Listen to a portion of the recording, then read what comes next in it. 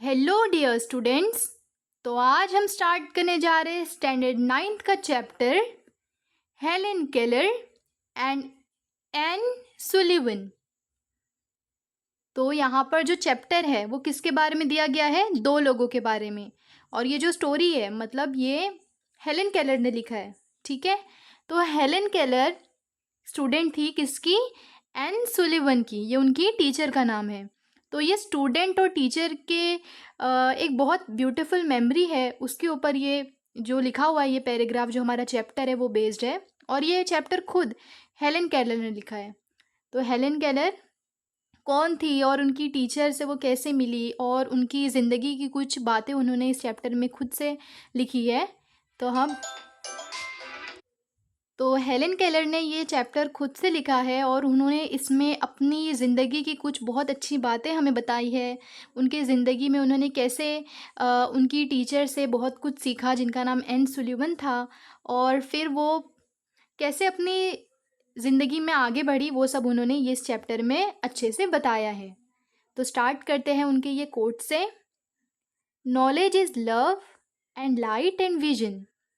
Love यानी प्यार, light यानी रोशनी, विजन यानी मकसद, एक एम। नॉलेज यानी इल्म। तो हेलेन केलर का ये मानना है कि जो इल्म है, जो हमारी जो ज्ञान है, वो क्या है? प्यार है, वो ही रोशनी है और वही मकसद है। तो चलिए स्टार्ट करते हैं।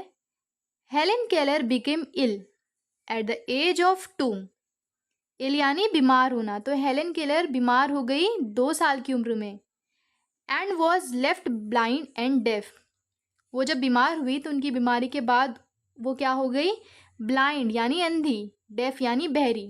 तो 2 साल की उम्र में उनको बीमारी हुई जिसके कारण वो उसके बाद अंधी और बहरी हो गई। फॉर द नेक्स्ट 5 years, अगले 5 सालों के लिए she grew up in a world of darkness. She grew up, वो बड़ी हुई, इन अ वर्ल्ड ऑफ डार्कनेस, एक अंधेरी दुनिया में, क्योंकि ना तो वो देख सकती थी ना ही वो सुन सकती थी। एंड एम्प्टीनेस, और खालीपन में। तो उनकी ज़िंदगी के अगले 5 साल कैसे बीते? अंधेरे में बीते, खालीपन में बीते। She was afraid, alone and without any anchor.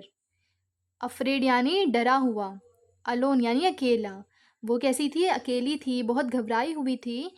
And without any anchor, और उनके पास कोई एंकर नहीं था, यानी उनके पास कोई गाइड करने वाला नहीं था। This is the story of her meeting. ये कहानी है उनकी जब वो उनकी मुलाकात हुई। ये कहानी है उनकी मुलाकात की। द टीचर, किससे मुलाकात की? उनकी टीचर से। Who would change her life, जिन्होंने हेलेन केलर की ज़िंदगी को बदल दिया। तो ये चैप्टर आप बहुत ध्यान से समझिए क्योंकि इसमें बहुत हार्ड वर्ड्स दिए गए हैं और मतलब इसमें ऐसी बातें बताई गई है जिसको मतलब हमें थोड़ा समझना पड़ेगा। ऐसे इसमें इंग्लिश जो यूज़ की गई है तो उसमें आपको थोड़ा सा गौर करना होगा। The most important day I remember in all my life. Most important day, सबसे महत्वपूर्ण दिन। आई रिमेंबर, जो मुझे याद है। इन ऑल माई लाइफ, मेरी पूरी ज़िंदगी में। Is the one on which my teacher Anne Mansfield Sullivan came to me. तो मेरी ज़िंदगी का सबसे महत्वपूर्ण दिन जो मुझे अब तक याद है वो कौन सा दिन था? जिस दिन मेरी टीचर एन मैन्सफील्ड सुलिवन मेरे पास आई। I am filled with wonder when I consider the immeasurable contrast. I am filled with wonder. wonder यानी आश्चर्य, filled यानी भर गई, मैं आश्चर्य से पूरी भर गई। When I consider, जब मुझे ये पता चला, the immeasurable contrast between the two lives which it connects. Contrast यानी फ़र्क, ओके। कॉन्ट्रास्ट मीन्स फ़र्क, इमेजरेबल ऐसी चीज़ जिसको नाप नहीं सकते। तो इस लाइन का मतलब ये है कि जब मुझे पता चला कि अभी 2 ज़िंदगियाँ मिलने वाली है, ठीक है, मतलब जब ऐसी 2 ज़िंदगियाँ मिलने वाली जिनका दूर दूर तक कोई कनेक्शन नहीं है, तो ऐसी 2 ज़िंदगियाँ अभी कनेक्ट होने वाली है, तो ये एक बहुत आश्चर्य हुआ वो मुझे जानकर।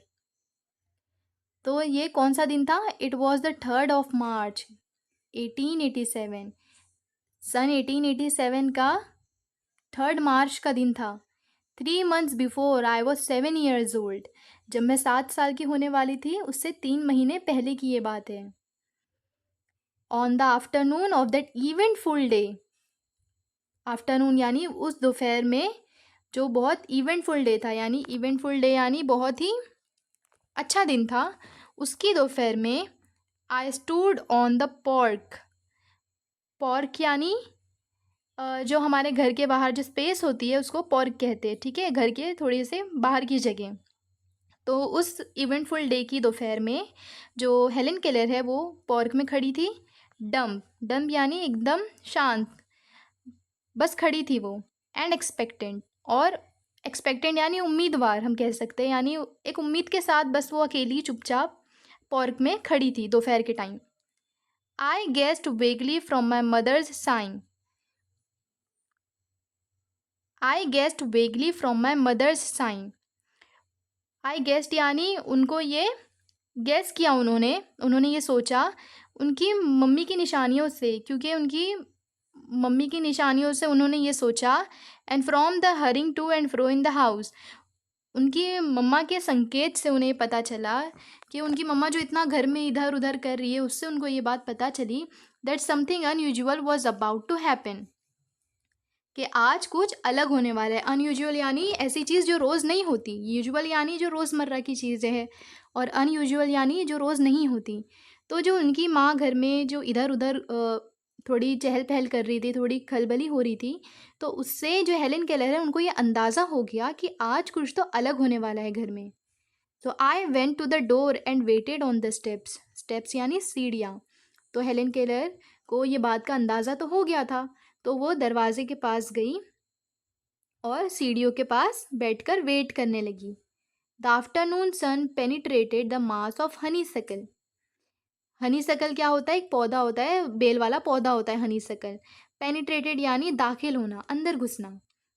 तो यहाँ पर ये वो कह रही है कि जो दोपहर का जो सूरज था वो हनी सकल के झाड़ के अंदर घुसकर, मतलब उसके क्रॉस कर कर आप समझ लीजिए, that covered the pork, Honey सकल के झाड़ ने जो पॉर्क था जिसमें वो खड़ी थी उसको कवर कर रखा था।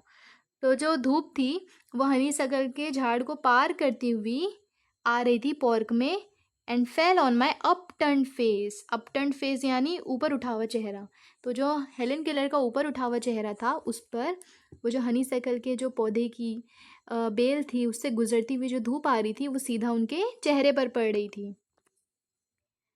My fingers lingered almost unconsciously on the familiar leaves.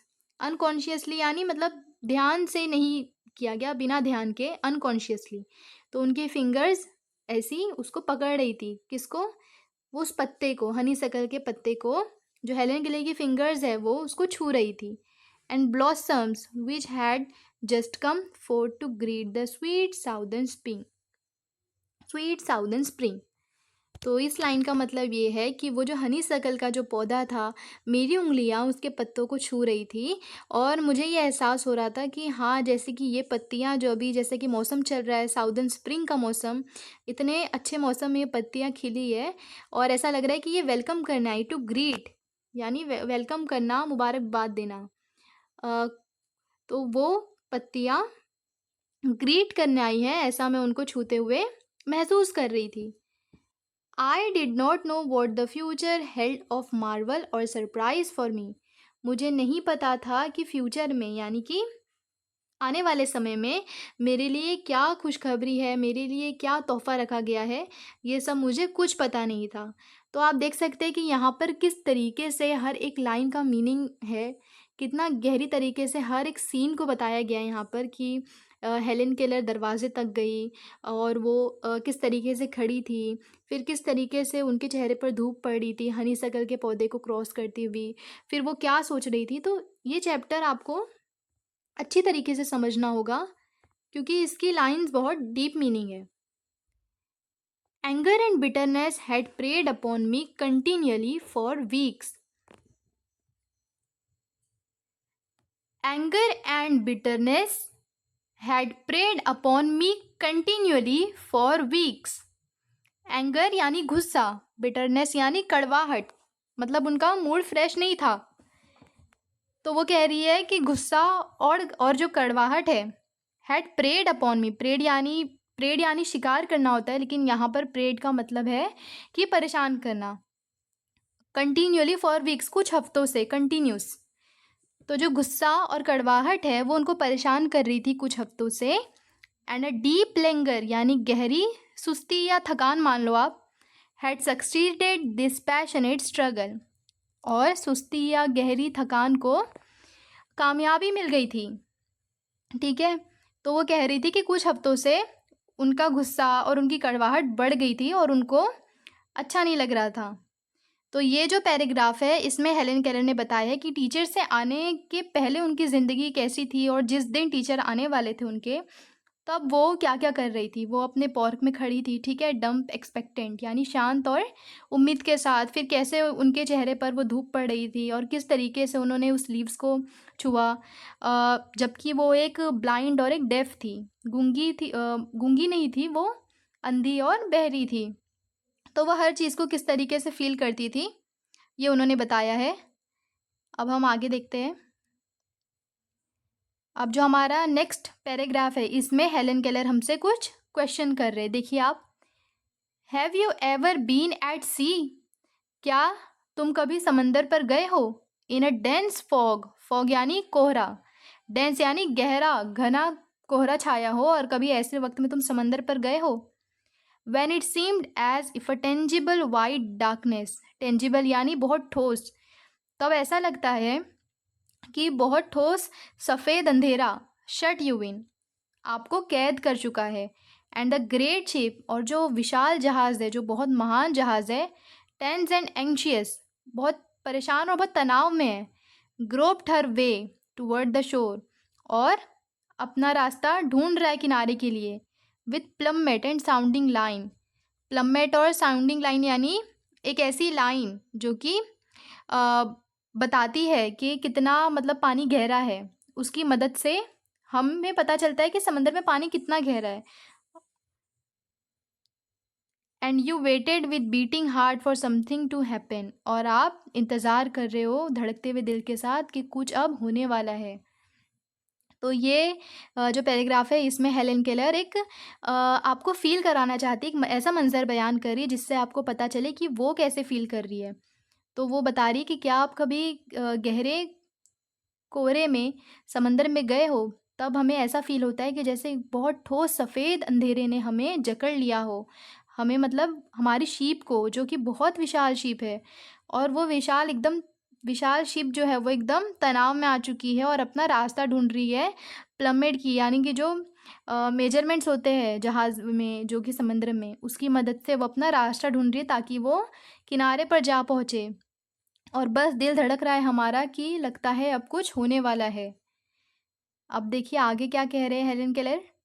I was like that ship before my education began. वो अपने आप को वो शिप से कंपेयर कर रही है। वो बता रहे हैं कि मैं भी उसी विशाल जहाज़ की तरह हूँ। कब? बिफोर माई एजुकेशन बिगेन, मेरी पढ़ाई शुरू होने से पहले मैं भी उस शिप की तरह ही थी। लेकिन कब? जब मेरी पढ़ाई शुरू नहीं हुई थी। Only I was without compass और साउंडिंग लाइन। और आप ऐसा मान लीजिए कि मेरे पास ना तो कंपस था, कंपस यानी जो रास्ता दिखाता है, जो डायरेक्शंस दिशाएं बताता है, उसको कंपस कहते हैं। तो वो बोल रही है कि मेरे पास ना तो कंपस था और ना ही कोई रास्ता, ना ही कोई साउंडिंग लाइन, यानी वो कह रही कि मुझे कोई गाइड करने वाला नहीं था। And had no way of knowing how near the harbour was. Harbour यानी जो और वो ये कह रहे कि एक ऐसे जहाज़ की तरह जिसके पास ना तो कंपस है, ना तो कोई दिशा बताने वाला है, ना ही उसके पास कोई रास्ता है, और उसको ये भी नहीं पता है कि हार्बर यहाँ से कितना दूर है। हार्बर यानी जहाँ पर जहाज़ उतरते हैं, जहाँ पर जहाज़ रुकते हैं, बंदरगाह, पोर्ट। तो उस जहाज़ को ये भी नहीं पता कि हमारा जो मंजिल है वो कितनी दूर है और कहाँ है। तो वो अपने आप को एक ऐसे जहाज़ से कंपेयर कर रहे हैं। लाइट, गिव मी लाइट, रोशनी, मुझे रोशनी दो, was the wordless cry of my soul. Soul यानी रूह। तो वो ये बता रहे हैं कि रोशनी चाहिए, मुझे रोशनी दो, मुझे इस अंधेरे से निकलने के लिए रोशनी दो। ये मेरा एक दुख होता था, मेरी रूह का ये दुख होता था जिसको अल्फाज नहीं थे। And the light of love shone on me in that very hour. और फिर क्या हुआ, उनकी ज़िंदगी में, उसी घंटे में, उसी लम्हे में उनकी ज़िंदगी में प्यार की, मोहब्बत की रोशनी पड़ी। I felt approaching food step. उनको कदमों की आवाज़ महसूस हुई, उनको ऐसा लगा किसी की कदमों की आहट आ रही है। I stretch out my hand as I suppose it was my mother. Stretch यानी फैला देना, खींच देना। उन्होंने अपने हाथों को क्या किया, ऐसे आगे किया। आई suppose it was my mother, क्योंकि उनको ऐसा लगा कि वो मेरी मम्मी है। Someone took it. मुझे ऐसा लगा कि वो मेरी मम्मी है और किसी ने मेरे हाथों को पकड़ भी लिया। And I was caught up and held close in the arms. और मुझे किसी ने पकड़ लिया और जकड़ लिया अपने बाहों में, मतलब किसी ने मुझे कस के अपने आर्म्स में ले लिया। Of her who had come to reveal all things to me. और वो शख्स था जो मुझे हर चीज़ बताने आया था, हर चीज़ का मेरे सामने खुलासा करने आया था। And more than all things else, और इसके अलावा जो सारी चीज़ें हैं, टू लव मी, इससे बढ़कर कि वो मेरे से प्यार करने आए थे। The morning after my teacher came, जिस सुबह उनकी टीचर आए, she led me into her room, उन्होंने मुझे अपने रूम में लेकर गए। And gave me a doll, और मुझे एक डॉल दी, एक गुड़िया दी। The little blind children at Perkins Institution had sent it. यानी जो डॉल जो उनकी टीचर ने हेलन केलर को दी थी, वो डॉल किसने भेजी थी? परकिंस इंस्टीट्यूशन के बच्चों ने। परकिंस इंस्टीट्यूशन एक अमेरिका में एक इंस्टीट्यूशन है जहाँ पर बहरे और अंधे बच्चे लोग को पढ़ना लिखना सिखाया जाता है। वो उनकी इंस्टीट्यूशन है, ओके। तो वहाँ के बच्चों ने हेलन केलर के लिए डॉल भेजी थी। And Laura Bridgman had dressed it, और जो लॉरा ब्रिगमैन है उन्होंने उसको, डॉल को ड्रेस किया था। But I did not know this until afterward, लेकिन मुझे ये बात नहीं मालूम थी। When I played with it a little while, Helen Keller कह रही है कि जब मैंने उस डॉल के साथ थोड़ी देर खेला, miss Sullivan slowly spelled into my hand. Miss Sullivan उनकी जो टीचर थे, उन्होंने धीरे से उनके हाथ पे क्या किया, स्पेल लिखना स्टार्ट किया, द वर्ड DOLL। यानी अब हेलन केलर ना तो सुन सकती थी ना तो देख सकती थी, तो जो उनकी टीचर थी उनको उस अल्फाज को बताना था कि जिससे तुम खेल रही हो उसको डॉल कहते हैं। तो उन्होंने ये बताने के लिए क्या किया, हेलन केलर के हाथ पर DOLL उंगलियों से लिखा। I was at once interested, पहली बार में तो मुझे बहुत दिलचस्पी आई। इन दिस फिंगर प्ले, ये उंगलियों के साथ जो मज़ा आया उनको उंगलियों के साथ खेलने में, वो पहली बार में तो उनको बहुत दिलचस्प लगा। And try to imitate it, जिससे उनको और करने का दिल हुआ। When I finally succeeded in making the letters correctly, तो जब उन्होंने खुद से भी कोशिश की और फिर जब वो कामयाब हो गई सही तरीके से डॉल लिखने में, I was flushed with childish pleasure. Flushed with मतलब बहुत बाहर, एकदम खुश हो गई वो। विथ चाइल्डिश प्लेजर, प्लेजर यानी मज़े से, खुश हो गई वो। चाइल्डिश प्लेजर यानी जो बचकानी जो खुशी थी उससे वो एकदम भर गई। एंड प्राइड, और एक अपने आप पर प्राउड फील हुआ उनको। Running down stage to my mother, और फिर वो भागते हुए सीढ़ियों से नीचे गई अपनी मम्मी के पास। I held up my hand, उन्होंने अपना हाथ उठाया। And made the letters for doll, और डॉल के लेटर्स जो उन्होंने अभी अभी सीखे थे वो वहाँ जाकर लिखने लगी। I did not know that I was spelling a word, उनको ये भी नहीं पता था कि जो वो लिख रही है वो एक अल्फाज है, एक वर्ड है। और इवन दैट वर्ड्स एग्जिस्टेड, और उस वर्ड का, जो अल्फाज का कोई वजूद भी है दुनिया में। यानी उनको ये भी नहीं पता था कि वो जो लिख रही है वो एक अल्फाज है, और उनको ये भी नहीं मालूम था कि जो वो लिख रही है वैसी चीज़ भी दुनिया में मौजूद है। I was simply making my fingers go in monkey like imitation, मैं सिर्फ, वो कह रही है कि मैं सिर्फ अपनी उंगलियां चला रही थी, क्योंकि मैंने अभी अभी उंगलियों से ऐसा लिखना सीखा था, तो बस मैं अपनी उंगलियां चला रही थी बंदर की तरह, मंकी लाइक इमिटेशन, यानी बंदर की तरह बस ऐसी लिख रही थी। In the days that followed, I learn to spell. और उन दिनों जो हमारा डेली का रूटीन था, उन दिनों जो चल रहा था, जो हम फॉलो कर रहे थे, उसमें मैंने लिखना सीखा। आई लर्न टू स्पेल, मैंने बोलना सीखा। In this uncomprehending way a great many words. I learn to spell in this uncomprehending way a great many words. तो उन्होंने ऐसे ही रूटीन को फॉलो करके अपनी टीचर से बहुत सारे वर्ड सीख लिए। अनकॉम्प्रहेंडिंग वे यानी जिसको समझा नहीं जाता है, ठीक है। तो उन्होंने समझा तो नहीं किसी भी लफ्ज़ को, लेकिन उन्होंने बोलना सीख लिया बहुत सारे अल्फाजों को। Among them pin, among them यानी उनमें से जो वर्ड्स उन्होंने सीखे, अब उनमें से वो कुछ वर्ड बता रही है कि कौन कौन से वर्ड सीखे। अमंग देम पिन, पिन सीखा उन्होंने। Hat, cup and a few verbs like. तो उन्होंने कौन कौन से वर्ड सीखे? पिन सीखा था, हैट, कप, और भी कुछ वर्ब सीखे। वर्ब जैसे, वर्ब किसे कहते हैं हम? वर्ब हमारे ग्रामर का एक टॉपिक है जिसका मतलब होता है एक्शन। किसी भी एक्शन को वर्ब कहते हैं, जैसे कि उठना, चलना, बैठना, बोलना, सुनना, देखना, ये सब वर्ब होता है। तो उन्होंने पिन, हैड, कब, ये सारी चीज़ों के नाम तो सीखे ही, लेकिन कुछ वर्ब्स के नाम भी सीखे, जैसे कि सिट, बैठना, स्टैंड, खड़े रहना, एंड वॉक यानी चलना। But my teacher had been with me several weeks before I understood that everything has a name. और जो उनकी टीचर थी वो उनके बहुत पहले से साथ में थी, जब तक उनको वो वर्ड्स नहीं समझ आए, ठीक है। तो उनकी टीचर का बहुत बड़ा रोल रहा है उनकी स्टडीज़ में, उनको पूरा नरिश करने में उनकी टीचर का बहुत बड़ा रोल था। अब देखते हैं वो आगे क्या बता रहे हैं। वन डे, एक दिन, while I was playing with my new doll, जो उनकी नई जो डॉल थी, जब वो उनके साथ खेल रही थी, miss Sullivan put my big rag doll into my lap also. तो मिस सुलिवन जो उनकी टीचर थी, उन्होंने उसकी जो डॉल थी, हेलन केलर की जो डॉल थी, उनको उनकी लैप पर रखा, मतलब हम मांडी कहेंगे, उनकी मांडी पर रखा। और फिर कहने लगे, spelled doll and try to make me understand that doll apply to both. उन्होंने मेरे लैप पर उस डॉल को रखा और बोलने लगी डॉल, DOLL, और मुझे ये समझाने लगी कि जो तुम्हारे हाथ में है, जिससे तुम खेल रहे हो, इसको डॉल कहते हैं, ये भी डॉल है, और जो तुम बोल रही हो वो भी डॉल ही बोल रही हो। अर्लियर इन द डे, शुरुआती दिनों में, we had a tussle over the words.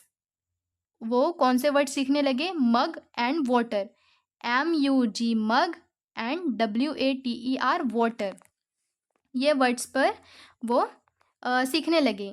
Miss Sullivan had try to impress it upon me.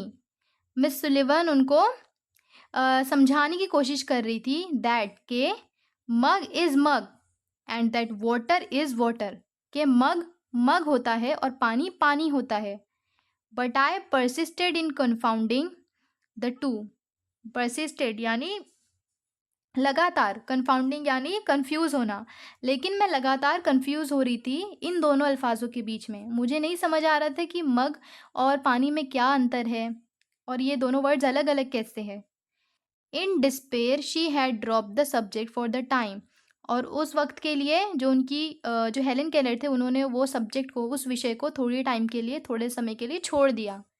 Only to renew it at the first opportunity, इसलिए छोड़ा ताकि एक ऐसा मौका आए जब उनको ये जो विषय है ये शुरू से सीखने का मौका मिले। उस मौके की तलाश में उन्होंने ये विषय छोड़ दिया कि अब इसे बाद में करेंगी। I became impatient at her repeated attempts. तो जब उनकी टीचर उनको सिखाती थी, रिपीटेड अटेम्प्ट्स यानी बार बार कोशिश करना, जब उनकी टीचर उनको सिखाती थी तो उस पर जो हेलन केलर है वो उनसे बर्दाश्त नहीं हुआ, ये इम्पेशेंट हो गई वो। सीजिंग द न्यू डॉल, और उन्होंने वो डॉल लिया, जो नई डॉल थी उनकी, उन्होंने उसको पकड़ा। I dashed it upon the floor, और उन्होंने उसे जो हमारी फर्श है उस पर दे मारा।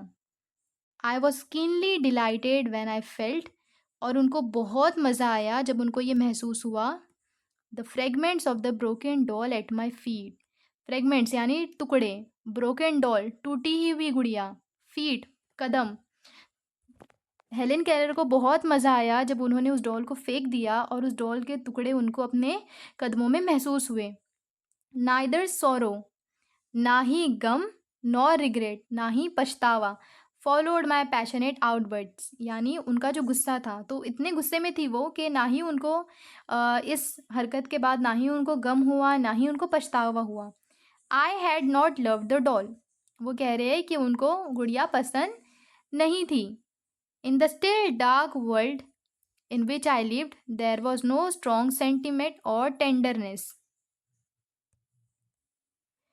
इस लाइन में वो कह रही है कि अभी भी डार्क वर्ल्ड, उनकी जो अंधेरी दुनिया थी, उसमें अभी भी कोई स्ट्रॉन्ग सेंटिमेंट यानी कोई मजबूत ठोस भावना, टेंडरनेस यानी कोमलता, इसने जन्म नहीं लिया था। वो अभी भी उसी अंधेरी दुनिया में रह रही थी। उनका कहने का मतलब ये है। I felt my teacher sweep the fragments to one side of the hearth. Hearth कैसे कहते हैं हम, चूल्हा बोल ले या फिर कोई गरम भट्टी। तो हार्थ जैसे कि आपने देखा होगा फॉरेन कंट्रीज़ में उनके यहाँ पर जो भट्टी लगी होती है उनके घरों में, उसको हार्थ कहते हैं। तो हेलेन केलर को ये महसूस हुआ कि उनकी टीचर ने वो जो डॉल के टुकड़े थे उसको एक कोने में कर दिया, वो चूल्हे की तरफ, वो हार्थ की तरफ। And I had a sense of satisfaction, तब उनको एक सेटिस्फैक्शन महसूस हुआ, एक अच्छा महसूस हुआ। That the cause of my discomfort, that the cause of my discomfort was removed, कि जो मेरी उलझन का सबब था, जो मेरी उलझन का कारण था, वो मेरी ज़िंदगी से चला गया है। She brought my head, she brought me my head, ये उनकी टीचर ने वो जो डॉल के टूटे हुए टुकड़े थे उसको हार्ट की तरफ यानी एक कोने में चूल्हे के पास साइड कर दिया और जाकर हेलेन केलर की हेड लेकर आई। And I knew I was going out into the warm sunshine. जब उनकी टीचर हेलेन केलर के लिए हेड लाती है तब हेलेन केलर बिना बोले ही समझ जाती है कि अबे अभी हमें बाहर जाना है, वार्म सनशाइन में, यानी अच्छी धूप में बाहर जाना है। This thought if a wordless sensation may be called a thought, यानी उन्होंने ये बताया है कि बोला नहीं गया था उनको, फिर भी वर्ल्डलेस सेंसेशन यानी एहसास से उनको पता चल गया था कि अभी हमें बाहर जाना है। Made me hope and skip with pleasure, made me hope यानी मुझे उछलने पर मजबूर कर दिया और मुझे बहुत खुशी हुई कि अभी हम बाहर जाने वाले हैं। We walk down the path to the well house, और अब हम कौन से रास्ते पर चलने लगे, जो कि एक कुएं के पास जो घर था उसके पास हम चलने लगे। Attracted by the fragrance of the honey सकल, और हम किससे आकर्षित होते चले गए, किसकी खुशबू से, फ्रेगरेंस यानी खुशबू, अट्रैक्ट यानी आकर्षित होना। हनी सकल वही पौधा है जिसकी बात हेलेन केलर ने पहले की थी। तो हनी सकल के जो पौधे से खुशबू आ रही थी उसकी खुशबू से हेलेन केलर और उनकी जो टीचर थी एन सुलिवन आकर्षित होकर चलने लगे। With which it was covered, जिससे कि वो जो पूरा जो घर था उसके आसपास का हिस्सा कवर था।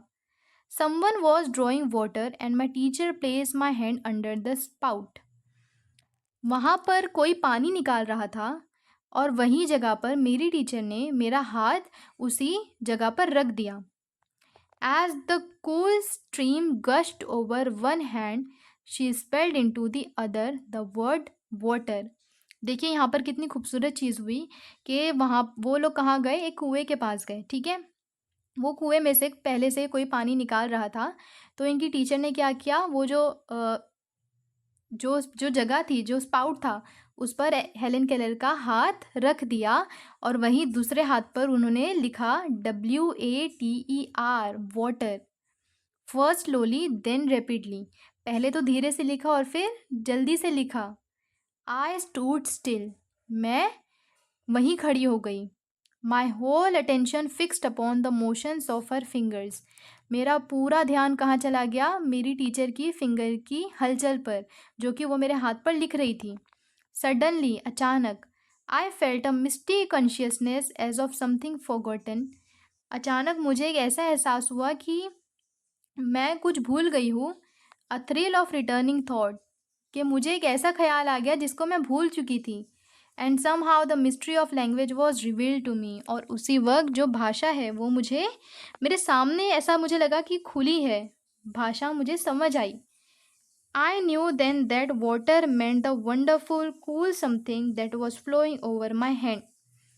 आई न्यू देन, तब मुझे पता चला दैट वाटर, पानी, मतलब वंडरफुल कूल समथिंग, एक बहुत ही अच्छी, बहुत ही अद्भुत ठंडी सी चीज़, that was flowing over my hand, जो मेरे हाथ के ऊपर बह रही थी, उसको वाटर कहते हैं। That living word awakened my soul, उस जीते जागते अल्फाज ने मेरी रूह को दोबारा से जगा दिया। गेव इट लाइट, मुझे रोशनी दी। होप, जॉय, होप यानी उम्मीद, उम्मीद दी। जॉय, मज़ा दिया। सेट इट फ्री, और मुझे एकदम आज़ाद महसूस कराया। There were barriers still, barriers यानी रुकावटें। हेलन केलर कह रही है कि इतना अच्छा लगा था उनको पानी, जब उन्होंने पहली बार फील किया और उनको पता चला कि ये पानी है, तब उनको बहुत अच्छा एहसास हुआ। तो वो आगे बता रही है कि वहाँ पर भी रुकावटें थी, वहाँ पर भी रुकावटें थी। इट इज़ ट्रू, ये बात सच है। But barriers that could in time be swept away, लेकिन उन्होंने सारी रुकावटों को वक्त के साथ हटा दिया और वो ये सीखने लगी, पानी का एहसास महसूस करने लगी। I left the well house eager to learn, मैंने वो जो कुएं पर वो थे उसको जल्दी से छोड़ा ताकि वो अभी और कुछ सीख सके। एवरीथिंग हैड अ नेम, उनको ये चीज़ समझ आई कि हर चीज़ का एक नाम है। And each name gave birth to a new thought, और हर नाम जब उनको पता चलता तो उनके माइंड में एक नया थॉट जन्म लेता। As we return to the house, as we return to the house, जैसे ही वो घर लौटे, every object that I touched seem to quiver with life, तो जैसे ही वो घर लौटे तो हर जो चीज़ है जिसको वो हाथ लगाती हेलन केलर, तो उनको ऐसा लगता है कि एक नई चीज़ उनको मालूम हुई है, एक नई ज़िंदगी उनको मिली है। That was because I saw everything with the strange new sight that had come to me, और इसीलिए उनको पता चला है कि हर चीज़ है वो एक अजनबी है मेरे लिए, और मैं हर चीज़ को अभी जानूंगी। On entering the door I remember the doll I had broken, जब हम दरवाजे में दाखिल हुए, जैसे ही हमने दरवाजे में प्रवेश किया, तब मुझे याद आया कि मैंने एक डॉल तोड़ी है। I felt my way to the hearth, मैंने अपना रास्ता ढूंढा किसकी ओर, हार्थ की ओर, जहाँ पर उन्होंने डॉल तोड़ी थी। And picked up the pieces, और वहाँ जाकर उन्होंने उस टूटी हुई डॉल के टुकड़ों को समेटा, उठाया। I tried vainly to put them together, vainly, vain हम कभी भी उस चीज़ में लगाते जिसका कोई फ़ायदा नहीं, तो आई ट्राइड वेनली यानी उन्होंने, उनको पता था कि इसका कोई फ़ायदा नहीं, लेकिन फिर भी उन्होंने कोशिश की कि वो सारे टुकड़ों को जोड़ सके। Then my eyes filled with tears, और मेरी आंखें आंसू से भर गई। For I realize what I had done, तब मुझे पता चला कि मैंने क्या कर दिया है। And for the first time, और पहली बार, I felt repentance and sorrow, repentance यानी माफ़ी मांगना, मतलब पछतावा होना। आई फेल्ट रिपेंडेंस एंड सोरो, उसको, उनको दुख हुआ और उनको पछतावा हुआ कि अरे उन्होंने क्या कर दिया, क्योंकि उनको अब तक जो चीज़ों की अहमियत थी और जो अल्फाजों का जो मज़ा था वो उनको अब तक समझ नहीं आया था। जब वो उनकी टीचर के साथ उस कुएं के पास गई और उन्होंने जब अपने हाथों पर फील किया वाटर को कि अरे इस चीज़ को वाटर कहते हैं, ये तो कितनी अच्छी चीज़ है, तो तब उनको ये पता चला कि हर चीज़ का एक नाम होता है दुनिया में, और हर चीज़ का एक अलग मज़ा है, एक अलग जॉय है, हर चीज़ की अपनी अपनी एक अलग खूबी है। तो तब उनको ये बात समझ आई, तब उनको ये इस बात का पछतावा हुआ, इस बात पे दुख हुआ कि मैंने अपनी डॉल को तोड़ दिया है, जबकि वो कितनी अच्छी चीज़ थी जिसकी मैं कदर नहीं कर सकी, जिसको मैं समझ नहीं सकी, मैंने कितना गलत किया। अब देखते हैं आगे, ये हमारा लास्ट पैराग्राफ है। I learn a great many new words that day, और उसी दिन मैंने बहुत सारे नए नए वर्ड सीखे। I do not remember what they all were, मुझे इतना तो याद नहीं है कि वो सारे वर्ड्स क्या क्या थे। But I do not know that mother, father, sister, teacher were among them, लेकिन but I do know that mother, father, sister, teacher were among them, लेकिन मुझे ये पता था कि मदर, फादर, सिस्टर, टीचर, ये सारे वर्ड्स भी उसमें शामिल थे। Word that were to make the world blossom for me, और कुछ अल्फाज ऐसे भी थे जिसने मेरी दुनिया खिला दी थी, ब्लॉसम यानी खिल जाना, for me, like Aaron's rod with flower, और वो वर्ड क्या था, आरोन्स रॉड विथ फ्लावर, यानी जो हारून की छड़ी है फूल के साथ, जो जादुई छड़ी है वो एक फूल के साथ, तो ये सारे वर्ड्स ने उनको बहुत मतलब अच्छा फ़ील कराया, बहुत उनकी ज़िंदगी को खिला दिया, क्योंकि ये बहुत अलग वर्ड्स थे। It would have been difficult to find a happier child than I was as I lay in my crib at the close of that eventful day. ये लाइन में वो ये बता रही है कि वो जो मेरी ज़िंदगी का दिन था, जो इवेंटफुल डे जो उनका गुज़रा था, शायद ही मेरे से ज़्यादा खुश बच्चा उस दिन कोई होता। जब मैं अपने बेड पर लेटी, जब मैं अपने क्रिब पर लेट गई, आई वॉज़ ले यानी लेटना, तो जब मैं अपने क्रिब पर लेटी उस दिन ख़त्म होने के बाद, तब शायद ही मेरे से ज़्यादा खुश बच्चा कोई हो सकता था। And lived over the joys, और मैं एकदम मज़े में जी रही थी। इट हैड ब्रॉट मी, वो सारे मज़े जो अल्फाजों ने मुझ तक लाए थे।